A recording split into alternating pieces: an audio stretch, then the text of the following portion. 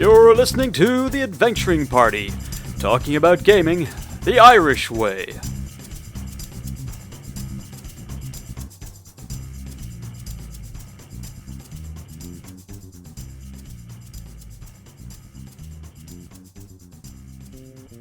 This is The Adventuring Party. I'm Dave. Get him. He's broken protocol. Get him. Take his purple away. I'm still Savage.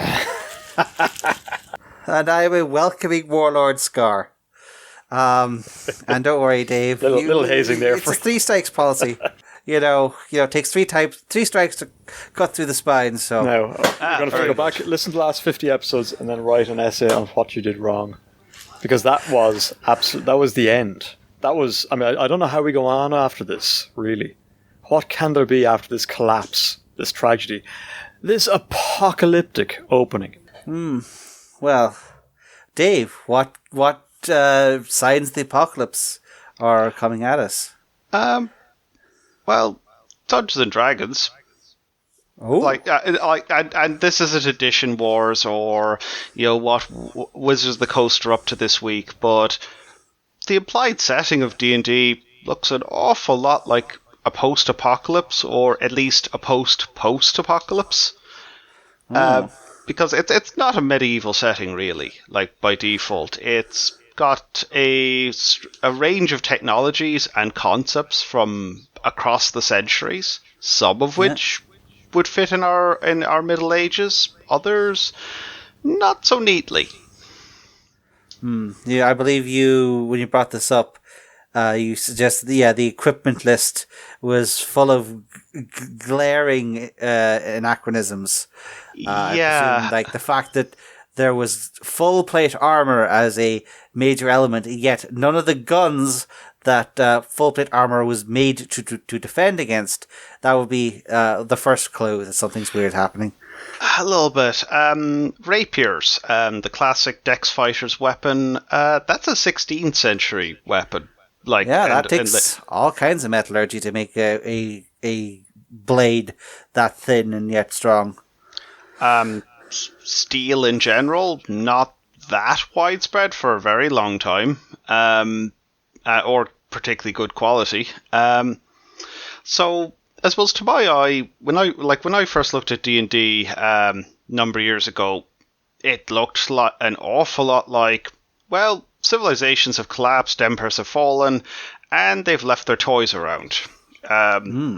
Up to like the magic items and scrolls and ancient runes only being the most obvious ones, but bits and pieces of technology. Yeah. Of which steel is definitely a piece of technology. Yeah, that's a good point, and it sort of does actually fit in with the concept that there are these horrible amalgamations of ruins that are full of deadly monsters and impossible items that no one knows where they came from, and no one knows how to get them other than going into the horrible ruin full of dangerous monsters to get them. I believe a similar... You've mentioned a couple of our various articles around the internet. My particular go-to is Matt Colville did a section on dead empires. So, are we curious as to where this sort of mindset came from? It's synonymous with... Okay, I suppose we'd have to define the type of apocalypse we're posting. In the earliest modules of D&D, there's, of course... is it Keep in the Borderlands features a... Spoilers, anyone under the age... 40 years old now, isn't it? 40 years old. I believe it was 1982. 82, okay, it's nearly 40 years old. And it features laser guns that the players can get hold of. Establishing that there is some sort of technology present in the world, or can fall from the stars. Are you thinking of it's not Expedition to the Barrier Peaks? My apologies. My failing memory. 83 or 85? I think probably 83. Not yesterday. Back when Music Festival was still called trip to tip. I've seen theories about all kinds of things, including the idea that most of the population of Greyhawk is actually descended from those astronauts that crashed in that spaceship. Sure. Makes sense. But the ideas aren't being drawn from nowhere. You've got things like Glenn Cook's book. Is it Glenn Cook? Book of the New Sun? Who the hell was that written by? Gene Wolfe. Gene Wolfe. Yes. Yeah. Gene Wolfe's Book of the New Sun, which is fairly explicit about the fact that this sword and sorcery romp is taking place in a world that is many, many, many millions of years post a technological kind of zenith. And D&D kind of has some of that, but apart from those early and odd occurrences, they've tamped down the laser guns and spaceship stuff, but there is clearly signs of a more heightened and civilized and advanced age kicking around, usually in the ruins. Yeah, well, there is another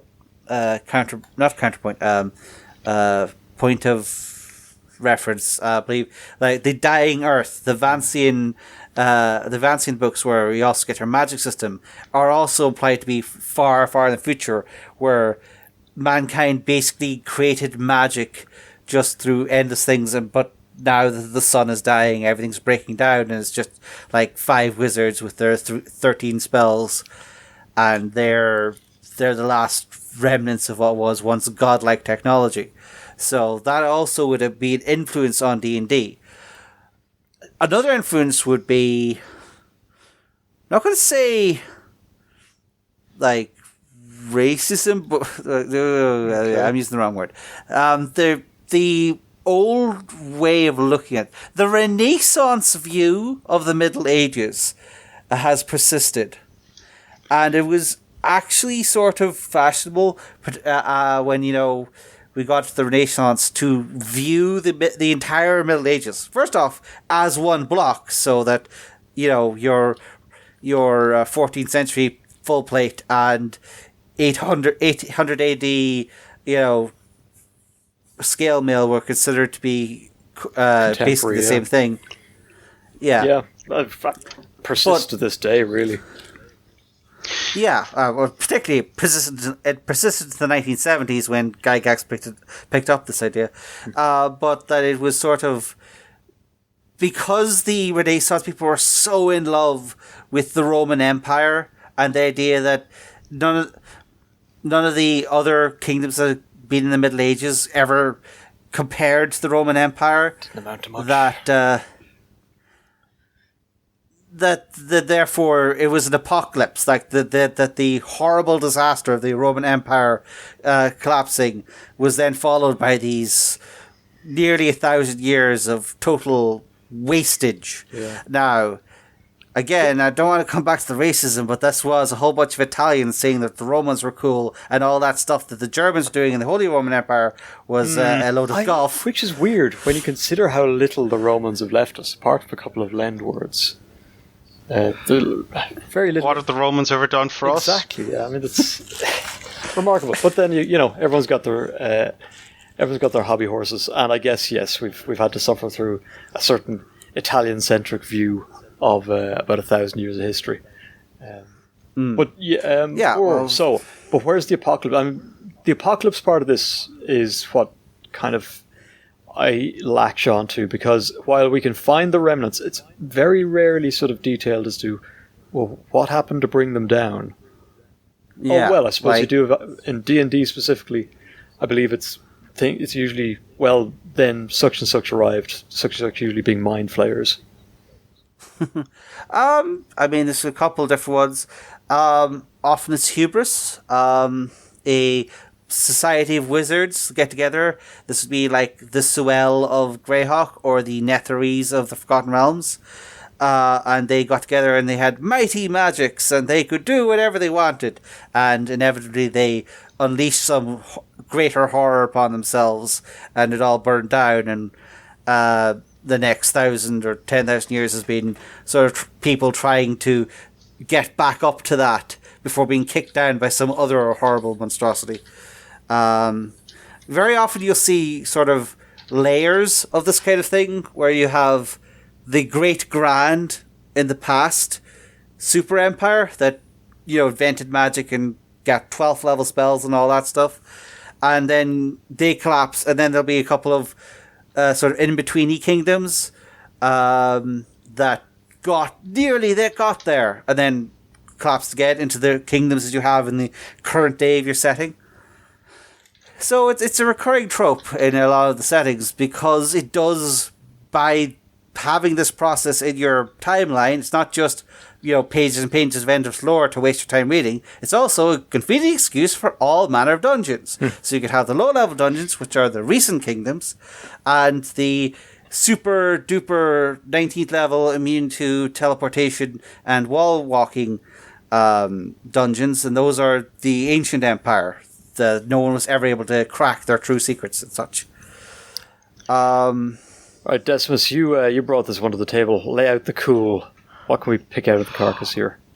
Oh, right, yeah. No, I was only this morning I was looking at some YouTube videos about Mesopotamian history, the Near East, the Middle East, and came across, there's a video about a crowd called the Mitanni Empire, and they for about a century or so, they were like one of the top dogs in the region, like peers of the Egyptian Empire.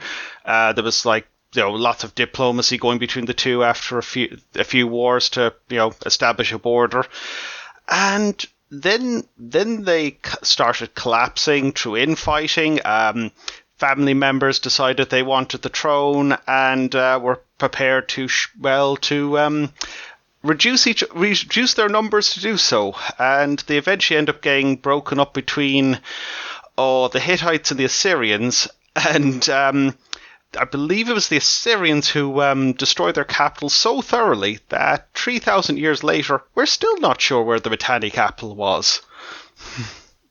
Yeah, so that's sort of there's your hubris, for one, but also important factors is once the cracks start forming, there's someone outside to put the boot in and bring the whole thing down. Now that can in our history, that could usually just like a roving band of another nation or a roving band of sea people or whatever. But in a fantasy setting, you could have all kinds of magical disasters and horridness pop out of the woodwork when someone gets desperate and breaks the seventh seal and rings a bell in the book and the candle and all that. Now that I think of it, there's actually only a very few official D&D settings that don't have some sort of apocalypse baked in. Obviously, not Earth Dawn. Dark Sun.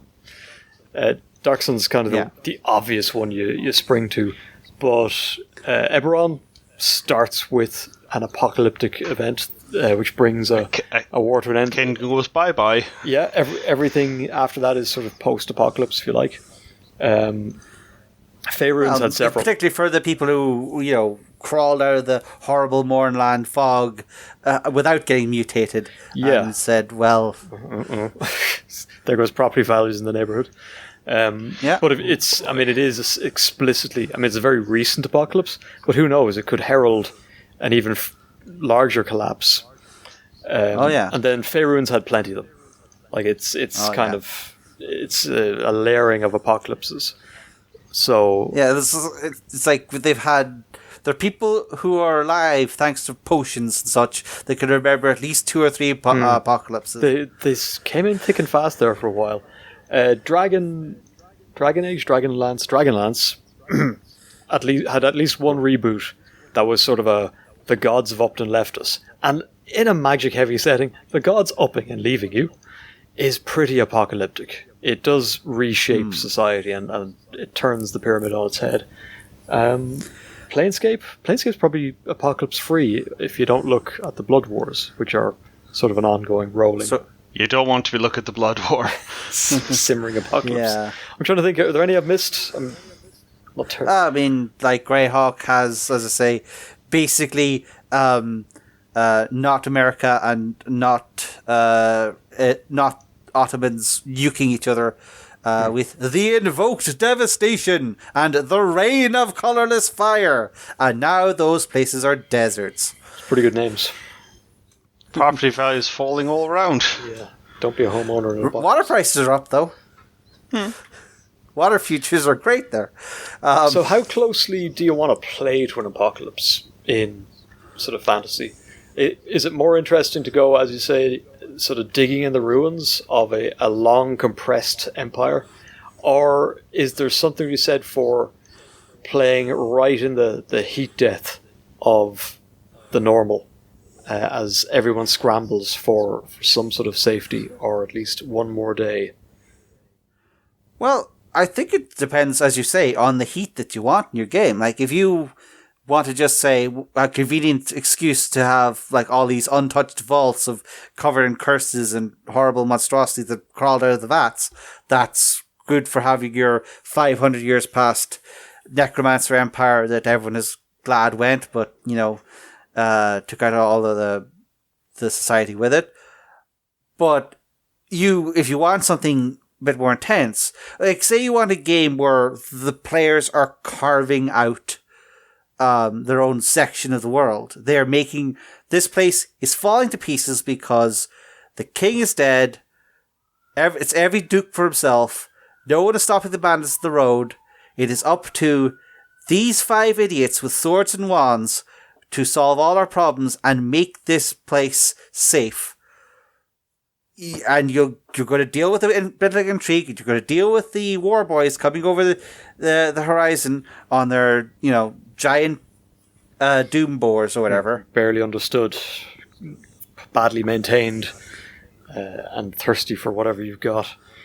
Yeah, there's so playing in the kind of the Mad Max style. You play in the apocalypse as a very recent event. But yeah, I do like. I think is it Iron Kingdoms that made a big kind of show of all of this is going on top of a much bigger empire that was long ago and largely concerned itself with building dungeons.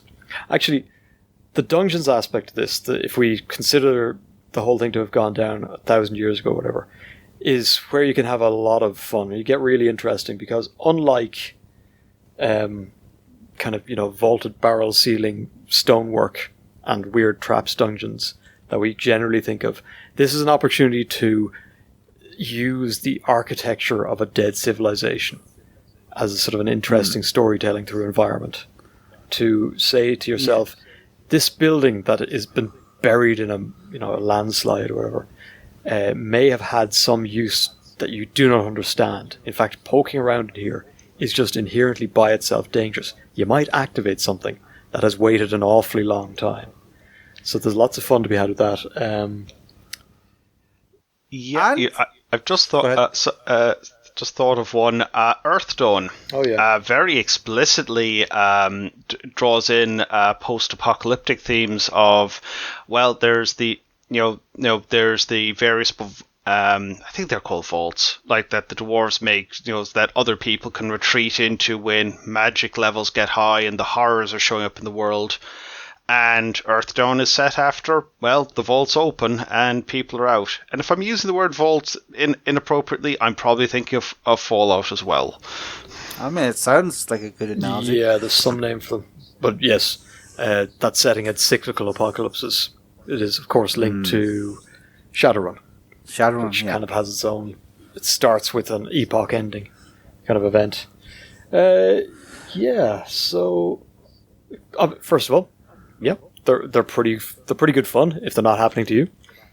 I guess I'm kind of fascinated by the fact that while it was quite explicit in very early D&D, the laser guns and spaceships side of it has been pushed way away, and it talks more instead of, well, they were great empires and they succumbed to something, but they largely trucked in the kind of magic you understand, which is why you tend to go into their tombs looking for artifacts. It's kind of curious. Forget. Yeah. Sorry, forget about laser guns. Like even ordinary gunpowder weaponry of anything from like muskets upwards, it isn't in most D&D. or a lot of fantasy in general. As in, it's actually notable when you see firearms in a core book in a fantasy game. Yeah, and you could very easily have an equivalent in your Emperor. Maybe it's lasers, maybe it's gunpowder, but there might be some idea that they used to be able to make fuel. They were able to maybe powder Dragonheart or something, and I was able to make the Blaze powder or something along those lines. And we don't know where that is, but they were having a war when they blew everything up. So their great armories might still have something. Oh, right. So you could find small caches of it.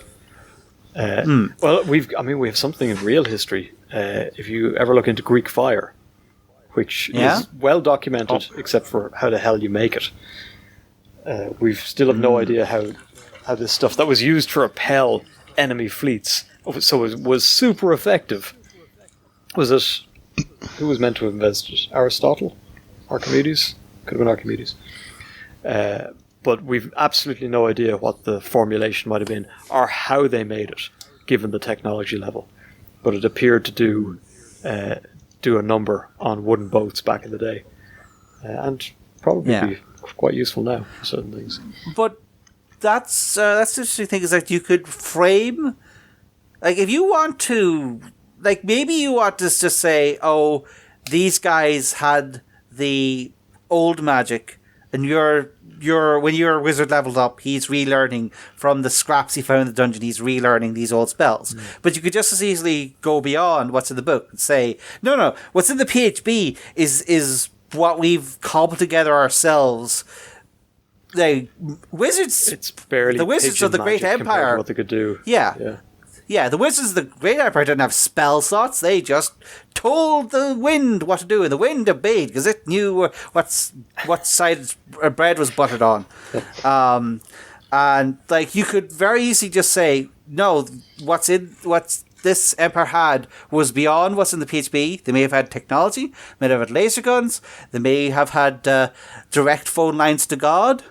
You know, you could put in whatever crazy stuff you want, and then you're putting on the players to say, well, it depends where you want the mystery to be. Do you want the mystery to be, well, these are my new players, I've never played D&D before, just putting +1 swords in the dungeon is going to be cool enough for them. But if you have a group of veterans who know the spell list back and forth, well, say, but in this old age of old, they had the quantum saber, which ignores all of your pathetic defenses.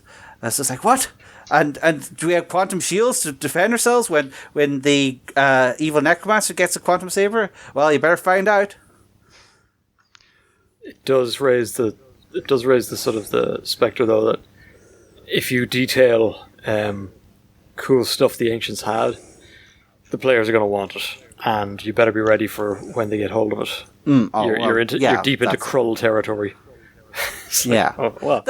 That's also the question of, do you want the ancients to be super cool?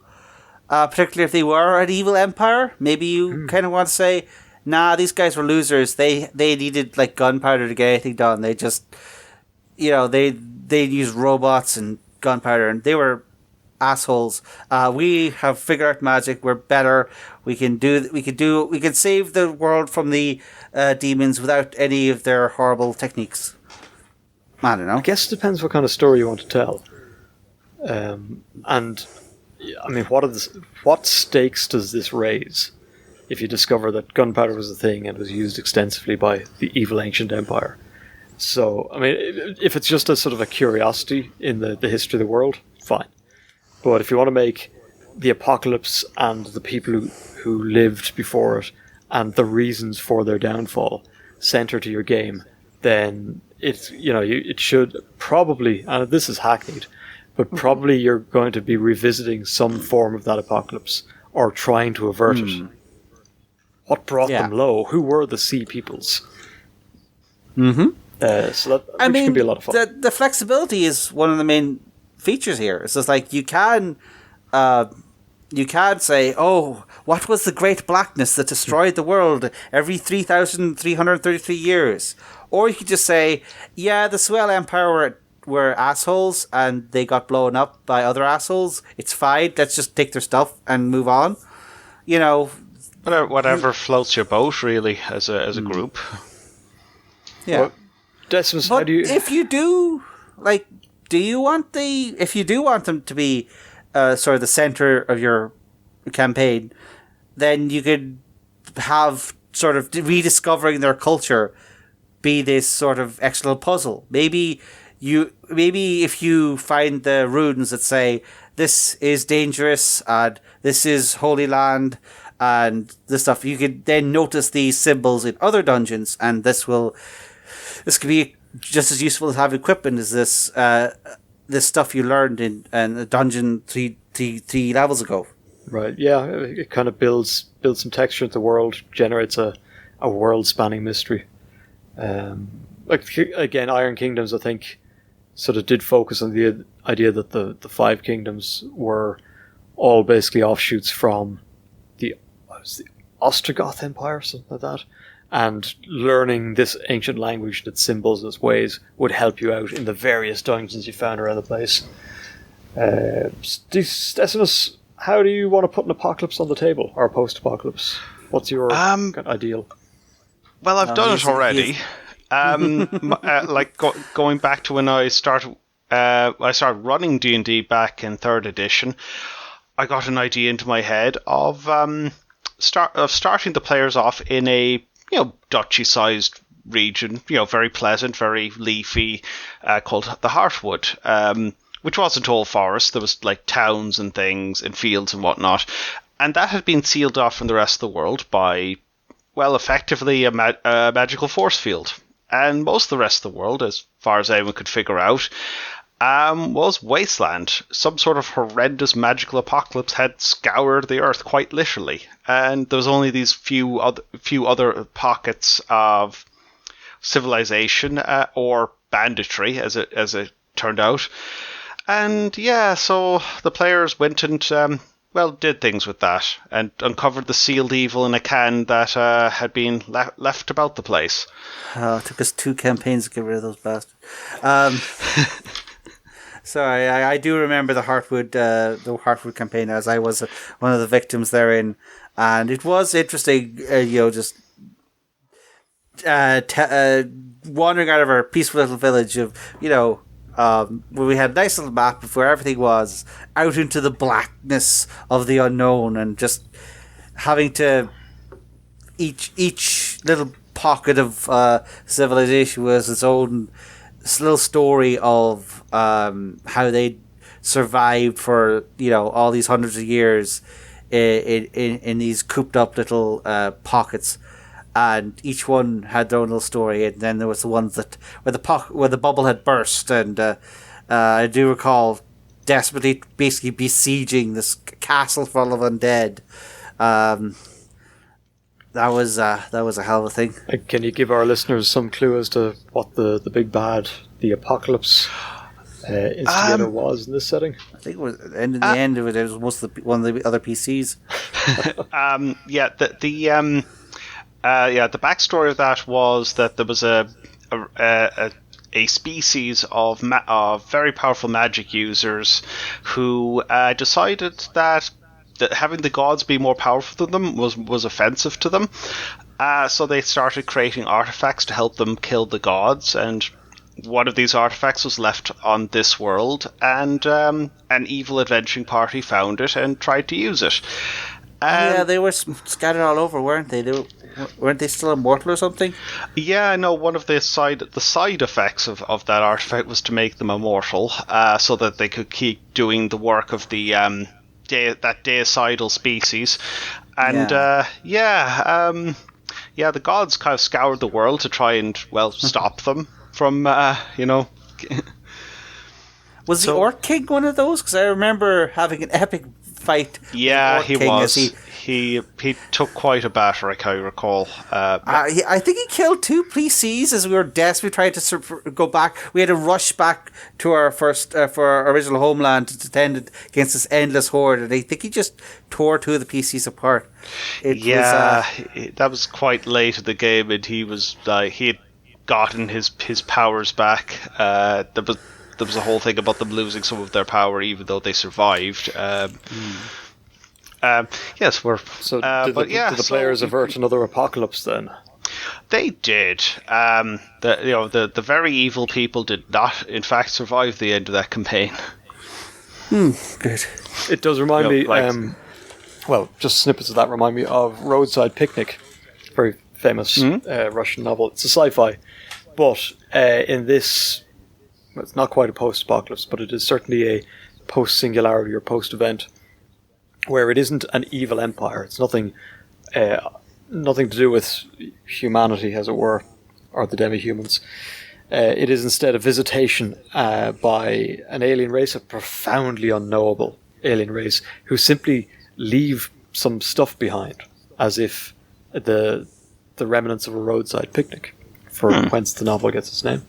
And you could adapt that idea to a slightly weirder form of a post-apocalypse, where the Earth, or the plane of existence, or the homeland or kingdom, has been briefly visited by something unknowable, or some unknowable things, a conjunction of the spheres perhaps, leaving behind all sorts of weirdness that people are then dealing with, and maybe some of it is readily apparent, maybe some of it lies dormant and waiting, or has profound effects on the way that magic or animals or the wilderness or something else works.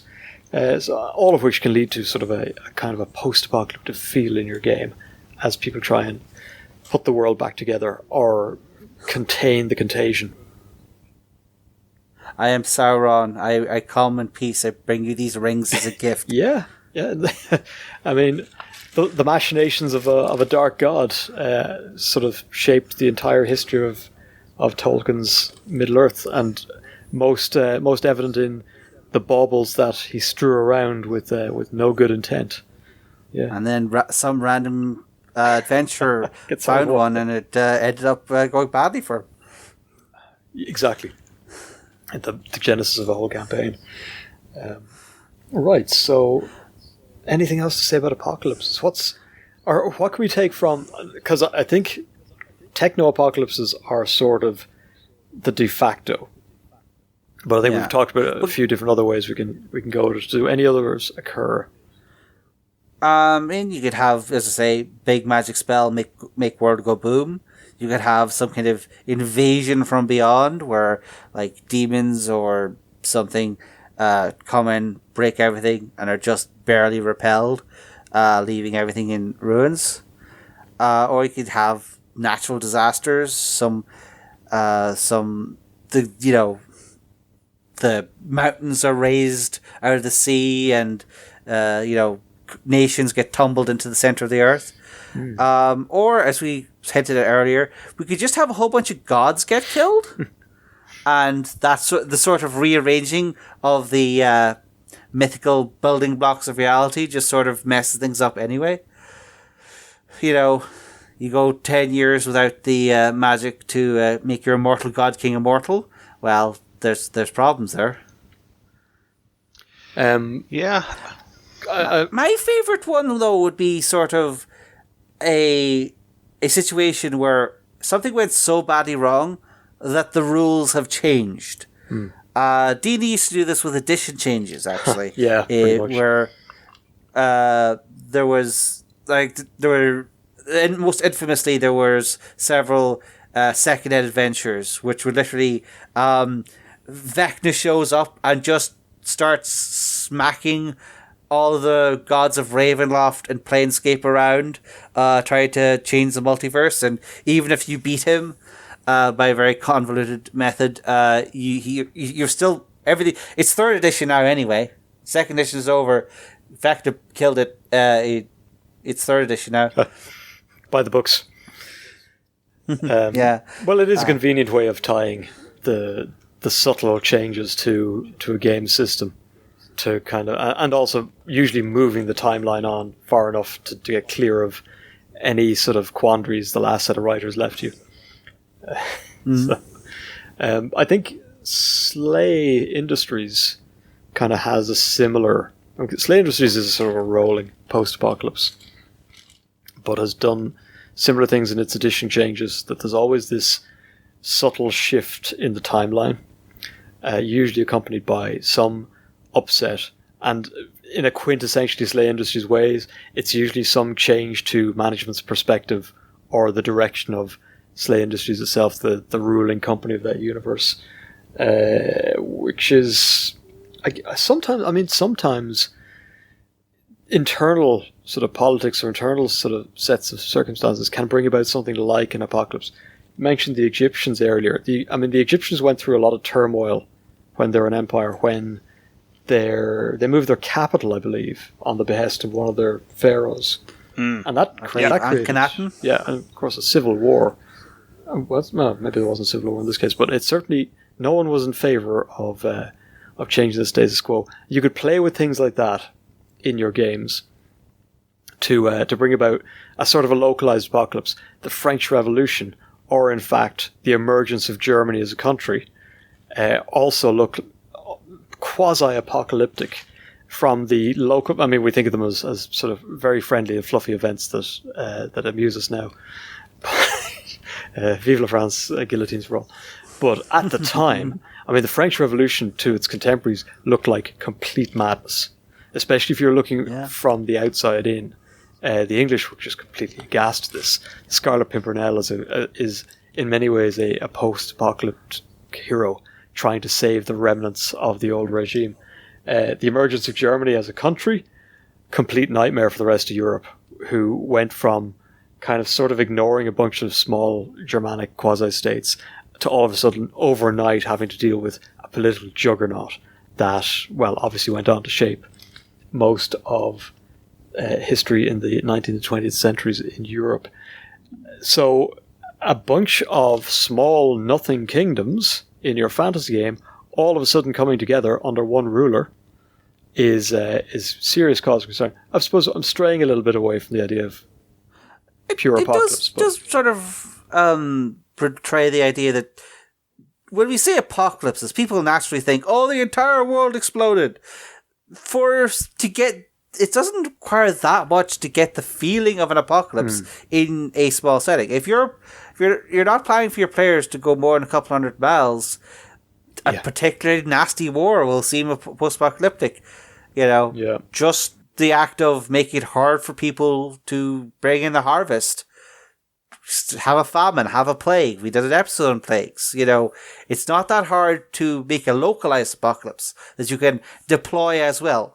And this is particularly true if you want the apocalyptic feel of, well, we loved this setting and now it is falling apart. As if you're going post-apocalyptic, then you're sort of trying to inject sort of appreciation for the past into your current setting. But if you're want an apocalypse in the now, well, you probably want to establish your setting a little bit first so the players love it, and then set the fuse alight and see if they scramble around trying to find some way to put it out. Again, it's a matter of how hot you want this apocalypse to be. How close to the ignition you were. Decimus, we have to give you the last say here. There's a wealth of fallen empires and upstart kingdoms you can draw on from real history or fiction, but I think we have plenty of fodder there for inspiration for games, and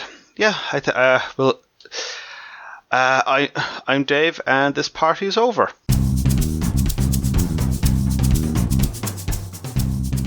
You've been listening to The Adventure Party. We're a ragtag collective of desperate souls, striving for truth in a world of tabletop gone mad. You can find us on Facebook, Twitter. You can email us at party@theadventuringparty.net. Although, between you and me, the best place to track us down is Discord. Check the show notes for a link. This podcast released under a Creative Commons Attribution Non-Commercial Share-alike version 3 license, which is like free, but with extra steps. Hope you enjoyed the show, and we'll see you next week.